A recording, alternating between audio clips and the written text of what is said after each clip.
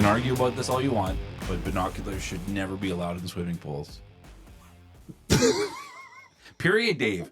It's a hard no. I have binoculars in my condo.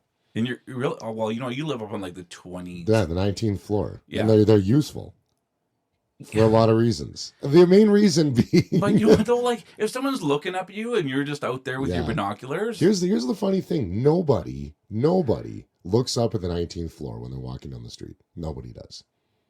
Do you? Mm-hmm. If you tell me yes, I will fight you to the end of the earth. Okay, There's no way. No. Okay, when you're down on street level underneath the building, of course you're not going to look straight up.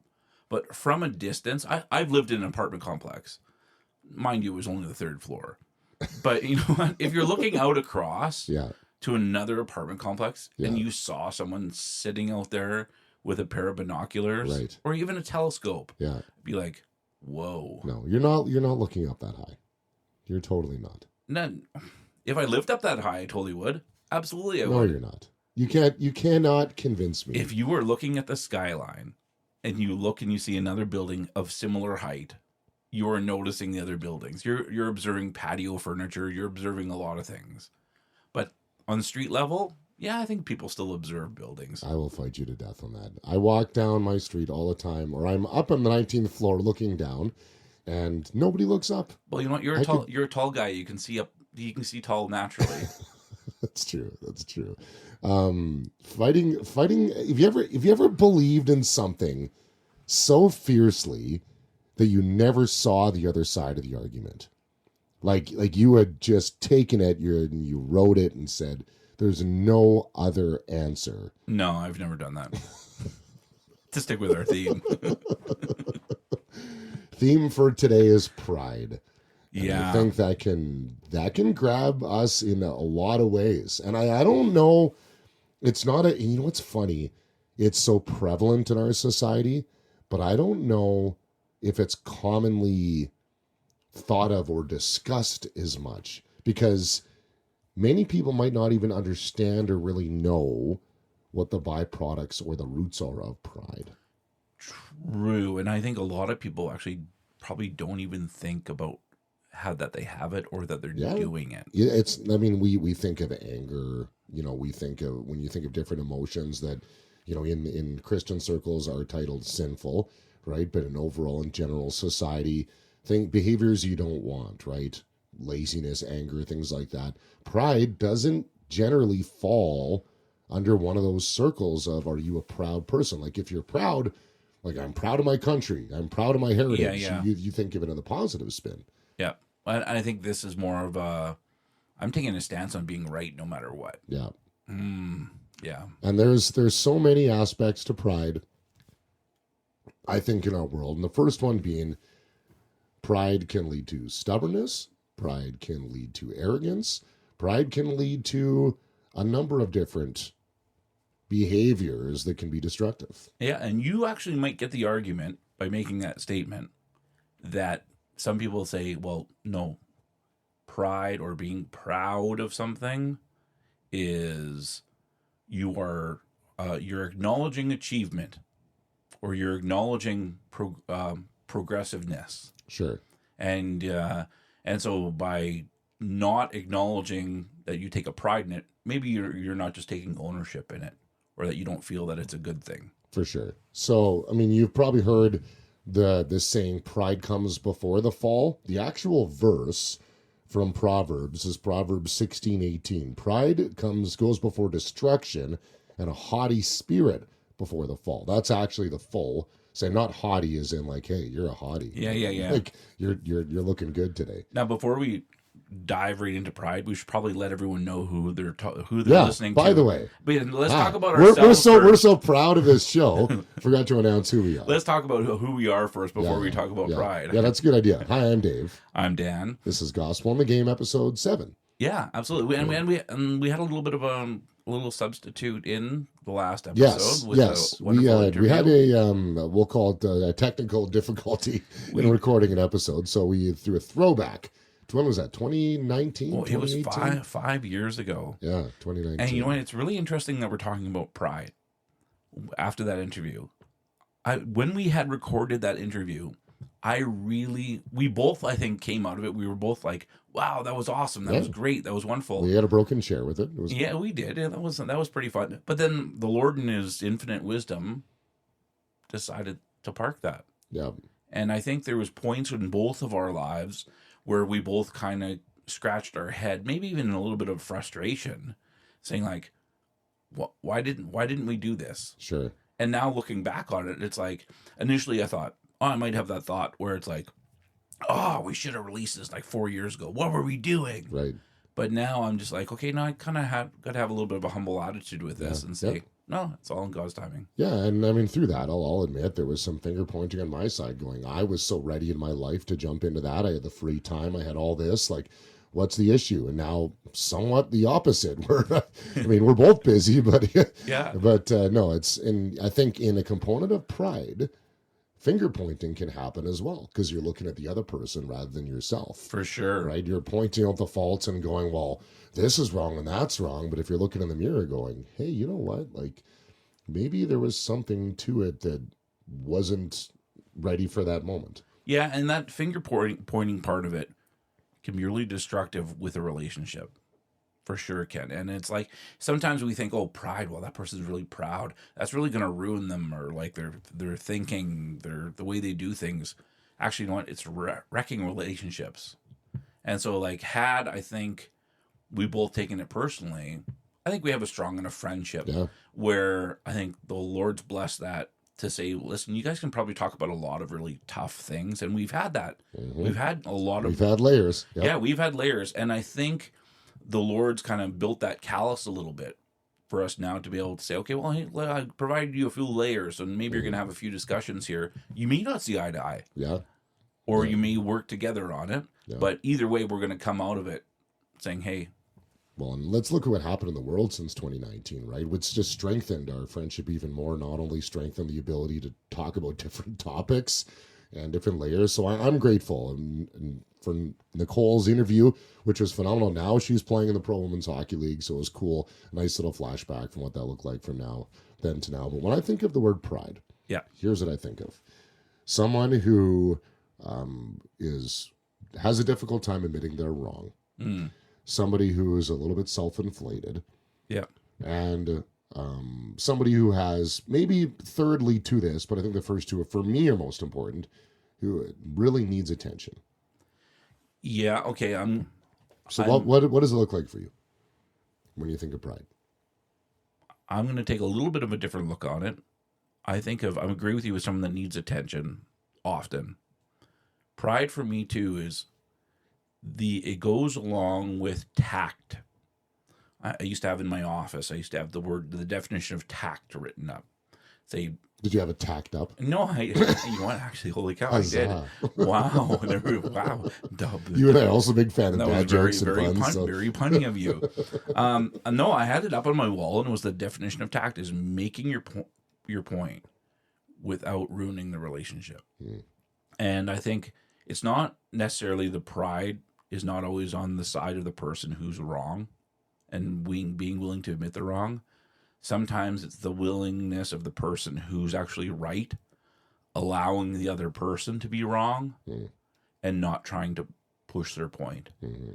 And I think for me, that's one of the things from a faith perspective that's important with having conversations with people is sometimes I have to let people be wrong in order for them to hopefully get to the point where they realize that what they are thinking or believing is destructive to them in order for them to see the light. Yeah, and that's very biblical because the Lord allows us to, okay, if you think you know better, I still love you. I'll still be right beside you, but just go ahead and work through your difficulty. And the temptation, I think, is for us to try and rescue people ourselves, where it's like someone we care about and someone we love is walking towards the cliff and you're trying to grab them and pull them and yank them back and force them, and you actually become an annoyance to them, and they can even see you as prideful, where really you're trying to help them, but they can see you in a pride light, even though it's them being proud of their own belief in what they're doing. How about this one? In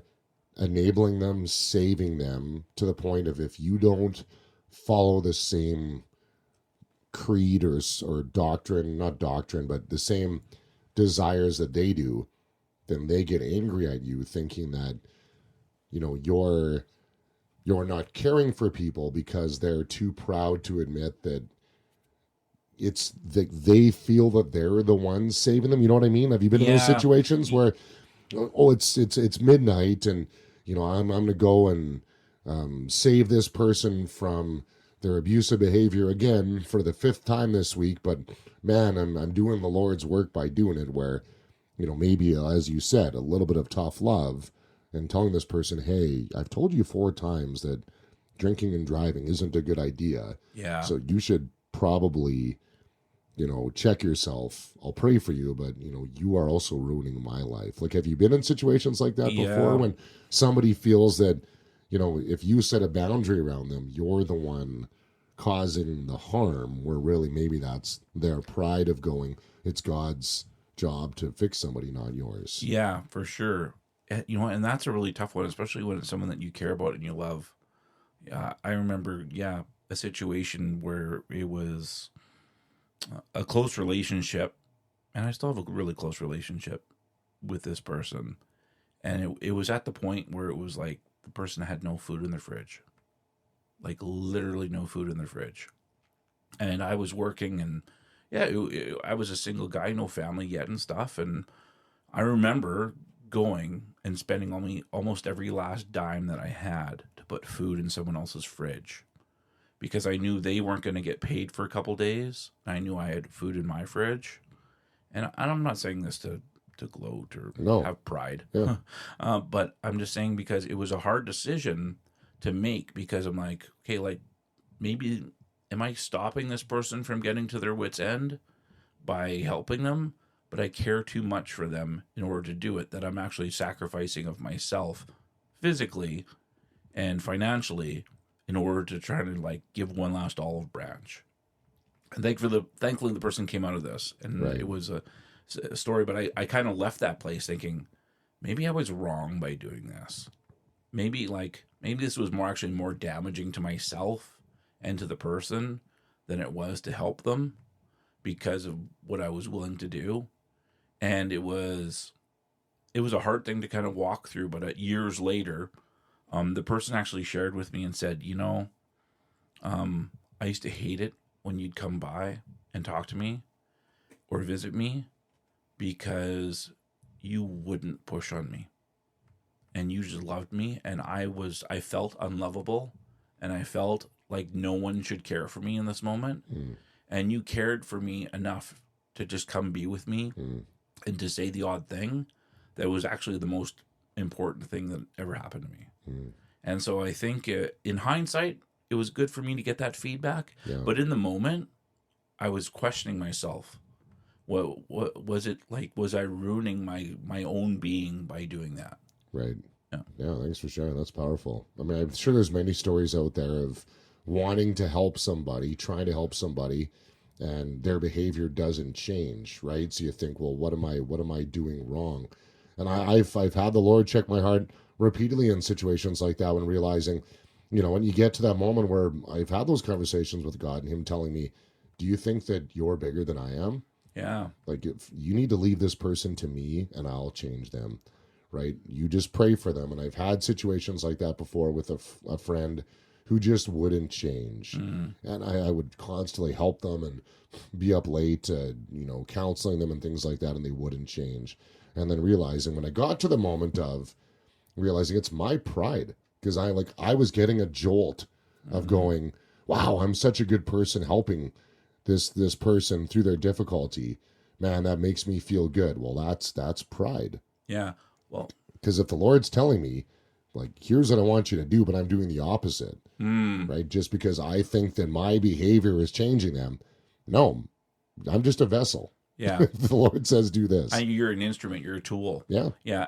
And I think especially when you're dealing with athletes have put so much effort into what they're doing.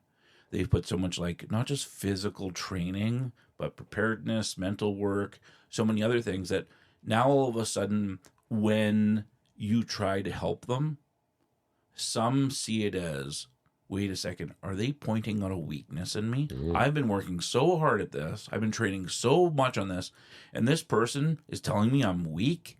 And so it's kind of a careful thing to kind of work into, because now all of a sudden in the athletic life, it's like, what do you know better? Show me your stats. Yeah. When's the last time you scored 20 goals? Yeah.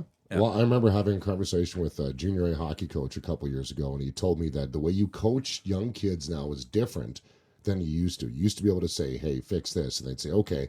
Where the younger generation now, you need to explain the why.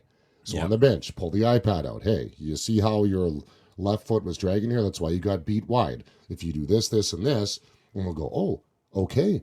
That sounds good. Where before, a coach without an iPad on the bench could just say, you got burned on another 2-on-1, fix it. Yeah, exactly. Right, And we'll say, well, how do I fix it? What do you, why? Yeah, and even in the last few nights, we're in the, like, we've played 3 out of our 5 games in 5 nights.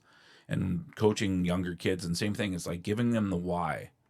And sometimes it's sitting here and like, don't look at me, let's watch the play. Mm-hmm. As we're watching these guys play, see how he's doing that? And it's even better than an iPad, watching some of your peers do things, because now all of a sudden it takes the focus off of them, and instead it puts it on someone else for them to learn from. And I think that's what's so great about looking at Scripture, is God gives us this compilation, these 66 books of the March of the Unqualified, mm-hmm. where it's like as so many people, with even though there are failures and struggles and other things that they had to work on, including pride, now God gives us some examples of people that he's brought through things. I think a good sports metaphor, like you talk about the word weaponizing, right? So your power play is a powerful weapon, or you have this great goalie who's a weapon, or you have a quarterback with a arms, gunslinger. The weapon against pride is humility, and the Lord gives us that through Scripture, right? So being able, managing. So the company that I work with, I have the green light to hire staff, coach staff, manage staff. So one of the things I look for when I'm recruiting employees is, are you coachable?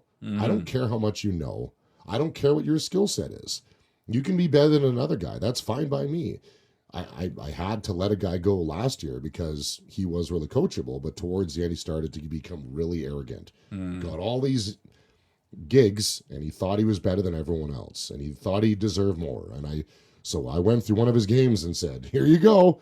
Okay, wow. You actually, I was just letting you have your time, but okay, let's sit down together. You made this mistake, and this one, and this one, and this one, and this one, and this one, and this one, and this one. So do you think you're better than everyone else now?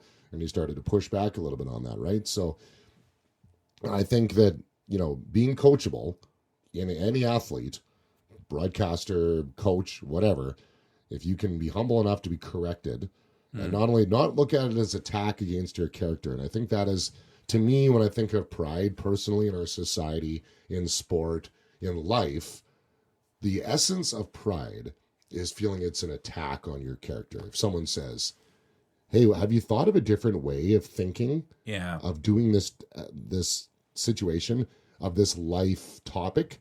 Have you thought of the other side of it maybe, when someone feels it's an attack on their character? Yeah, you're so inward focused that you're no outward good. And so I got a question for you. How do you identify whether or not someone's coachable in a world that is so self-focused? Yeah, that's a great question. I think there's many ways one can do it. In my world, where I hire broadcasters and things like that, I'm looking for the ability to be corrected. So when I'm doing an introductory 5-minute phone call with a guy, I can pick up on the way he speaks. Is he more about himself and his accomplishments, or is he speaking about the experience of doing things? If his whole goal is to impress me by, I did this, I did that, I did this, I did that repeatedly, rather than I had a great experience doing this, I want to learn more. Yeah, right? Yeah. And same with an athlete. Yep. Right? NCAA schools coming to look at a junior hockey player, when he's going to ask him questions about his team. What is his team attitude? This and this and this. I'm sure they know he scored 50 goals or at a 930 save percentage. They want to know who he is as a person. Yeah. Your results don't matter. Who are you as a person when no one's looking? Who are you around your teammates? Do your teammates like you? Yeah. It doesn't really matter if they like you or not, but do you stay within the ability to putting your team first over everything else? Yeah, and that's a big one. I've had pro scouts contact me and ask about junior players. And it's not about, like you said, it's not, they know all the stats, they know all the information. They want said, who is this person when no one is watching? What is their character? And without going into details about the player, because you have to respect the confidentiality and all this other stuff, you can give insight. And I love the feeling when I can talk about the person, not in a proud sense, but say, no, this person is really selfless. This person is not about making sure they're on the pedestal. It's about making sure that they respect what's been laid before them expectation-wise, like you said, being coachable. But at the same time, in our self-focused world, even if you go up to them and you ask them that, who are you outside of the team? They're not going to talk about themselves. Yeah. They're going to talk about what they're doing in order to go move forward, not staring backwards or into the mirror.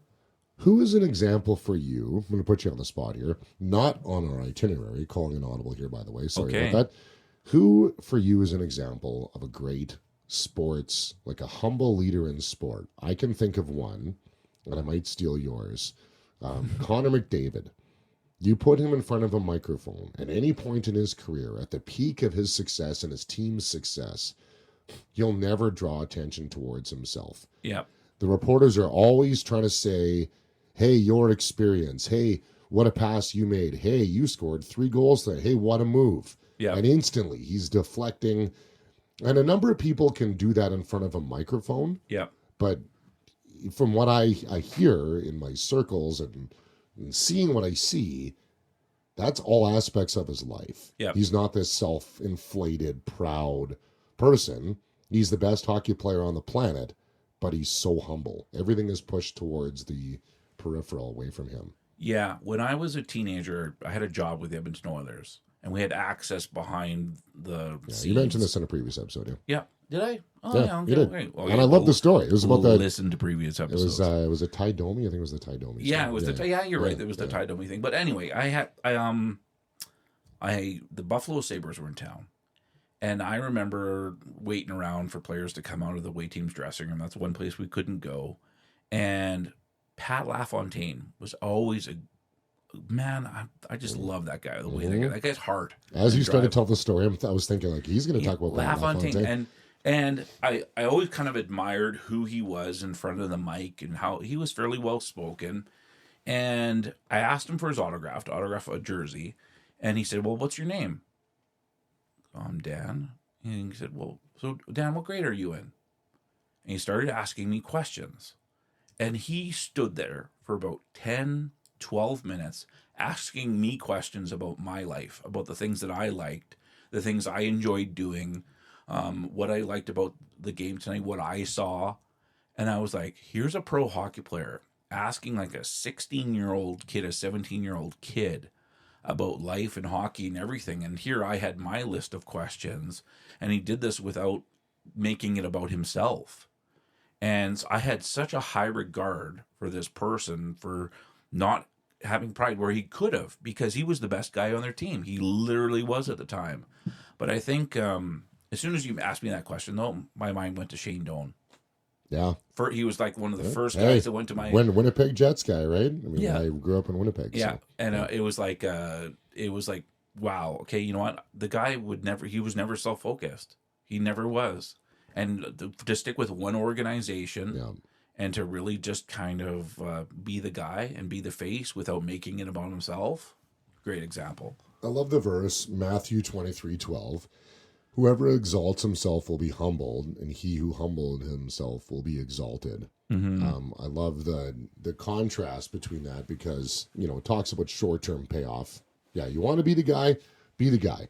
Eventually, it's going to lead to destruction, like the first verse that we talked about there. But if you humble yourself, you'll eventually be exalted. Yeah, and we live in a world where people would rather be right than caring for someone else's well-being, or even being willing to listen to someone else. Right. I love conversations where people are like, that you get to hear both sides, but there doesn't there's no fork in the road where both people have to leave right or where both people can leave wrong. And I think, you know what, in the long run, I think we're going to be fairly surprised at the end of time. All of a sudden we stand before our maker. Yeah. Oops. And two people are like, well, who was right, him or I? And he goes, well, you were both wrong. Let me explain this to you. Yeah. Well, and we live in such a polarizing world, right? You look at 2020. I think the world, a hard line was drawn right between the entire planet. Through COVID-19, you were either on one side or the other, and our selfishness of our society was exposed. Yep. How prideful are we as a world? Look, none other than 2020. I had a recent conversation with a friend who, I'm not totally sure if this was the cause of it or not, but I'm pretty sure it was based on the information. He had some really, really close friends that he had been friends with for quite a while. Hasn't talked to them since COVID-19. Wow. Because I know that he was on this one side Okay. of the argument, and I know his friends were on the other side. I think just because of the bitterness of what happened during that time had just completely obliterated their friendship. Wow. The two sides couldn't see eye to eye anymore. Yeah, yeah. I want to tell you a story, two stories actually, and then hog the rest of this podcast. It's not No. It should only take another hour and a half to talk about. But so I used to do fantasy sports, so CFL fantasy football years ago, before it was really a thing. A friend of mine and I saw a niche opportunity. Thought, hey, there isn't really anybody doing CFL fantasy out there. Let's start a podcast. So we started doing weekly rankings, and then we were doing TSN Sportsnet radio hits across Canada for a year. We were on morning shows all the time, and it was cool. We're like, oh, we got a niche thing going on. But what I found about myself when doing fantasy information, what is the heart of fantasy advice? You have to be right. I'm paying you, or I'm listening to your show, so you're going to win me this week. So you tell me who are going to be the players who are going to be good, and who is going to suck this week. And if I don't win, guess whose fault that is? That's your fault. Wow. So I did that for a number of years. Yeah. Like 80, probably 75% success rate overall. There were some players who exploded and people thought, how the heck did you know that? Well, it's by studying this and that or whatever. Yeah. But what I saw in my character during that time is this ugliness appear. It wasn't just in fantasy sports. In every other area of my life, I saw my character starting to erode. Whoa. I became bitter. I became more frustrated. I became more arrogant, entitled, all because of why? The main focus of what I was doing for work is I had to be right. And if I wasn't right, someone would attack me on social media. You idiot. You said this guy was going to do well. Okay, well, da-da-da-da-da. Here's why he didn't do well. I'm justifying the reason why I wasn't right. Yeah.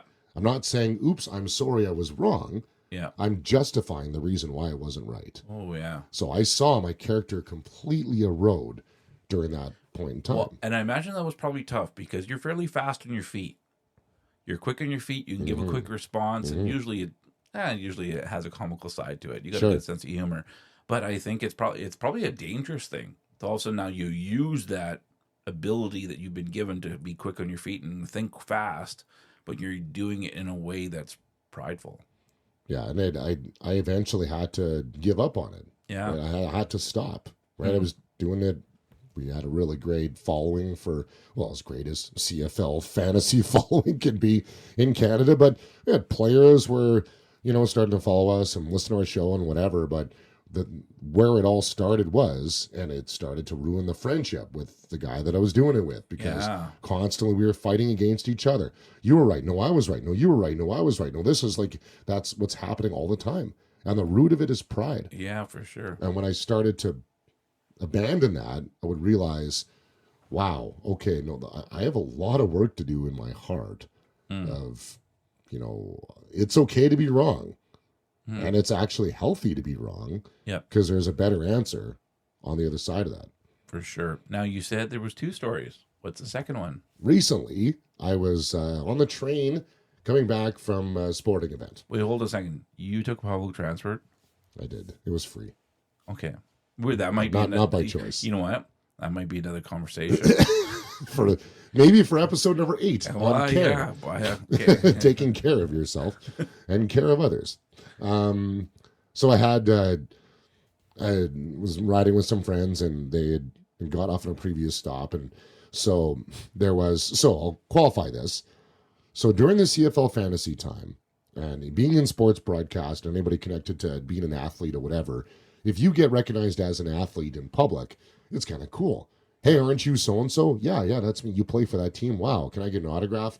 That's a cool injection of energy, right? Yep. Same in media. You get recognized by someone, hey, you're that guy, listen to you, I watched you. That's really cool. You get this injection of, wow, that's so neat. Did someone recognize you for this podcast? I don't think we don't have more than 5 listeners. Oh, no, we do. Come on. We have 6. Yeah. I talked to a guy last week who listened. Okay. My mom. But you say guy. That's going to ask a lot of questions. What is going on in his life? But so I was on the train, again, my apologies. And this young man had piped up, that had been riding with me for about 10 minutes and says, hey, you're Dave, right? Yeah. Dave Dawson. Yeah. You do this and this and this. Yeah. I've been listening to you for a little while. I really I've enjoyed following your career, and earlier in my life, especially during that CFL fantasy time, if you get recognized and whatever, that is a jolt of energy to my being of going, wow, I'm the man, right? Shoulders back, walk into a restaurant. Hey, how you doing? Look who's here, you know? So, but all it did for me is I got off that train and I thought, wow, like, God, you're so powerful, because I've been through, as you and I both know, moments in my life where disaster has hit and I felt like I was nothing. And maybe as an athlete, you've had that. You're at the height of your career. You win a championship. You come back the next year, goals against average is at the top, or you threw 10 touchdowns. You're the man. You're the person. You're the woman. And then you blow your ACL. Then suddenly nobody recognizes you. You get released, right? So how to bring that together for me was going, I remember what that felt like to be on the top of the hill, so to speak, in my career, doing really cool things. I remember what it felt like to be in the bottom during COVID-19 when I didn't have anything, so to speak, that I wanted.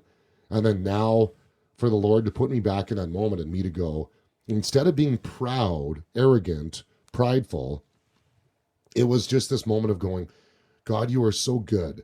Thank you that I have the ability now to glorify you, that I can meet this person and I can tell them in a relationship, if that gets built, say, you know how I got there? It's because of this great God who loves me, who restored me, who can restore you in your life. And that was a cool moment for me, because I vividly remember the moments of height, disaster, and then going, wow, God, you are so good. Yeah. Wow. What a great event. And it's interesting how the Lord puts events like that in our life to remind us of his goodness. And not only his goodness, but when we have pride and we're self-focused and we push away God, it's destructive. It's utterly destructive. But by his grace, we get that wake-up call and we're like, oh, Lord, you were here this whole time. You didn't go away from me. I was the one who tried to step away from you. Yeah, such a good conversation. And sometimes I think all it takes is just having a quick look in the mirror and go, like, what's really going on here, right? And then we've all had those moments where even at the height, it doesn't have to be a disaster. You don't have to have blown your knee out or got cut or got shelled for 5 goals and going, who am I? Like, I would encourage you, if you're at the peak of your performance, if your body's functioning at a high level, if your team is winning or etc., have a look in the mirror and go, like, check yourself. Like, hey, am I right? Yep. Like, is there something more I can do for somebody else? Is there someone I can raise up? Right? Because remember that verse, pride goes before destruction, but a haughty spirit before the fall. So a self-inflated spirit, Haughty, self-inflated spirit is where there's the beginning of the end for you. Yeah, great thought. Good conversation today, Dave. Ultimately, we can see that Yeah, the greatest example of humility, which is the opposite of pride, is Lord Jesus Christ. But Yeah. good conversation about this. Love this. Episode number 7, Gospel in the Game. You can check us out on social media, Instagram and Twitter or X, and any place podcasts can be found. You can download this episode and all other episodes as well. That's right. And when you pass a skyscraper today or in a large apartment building, look up. Get your binoculars, because they're not meant for swimming pools. That's right.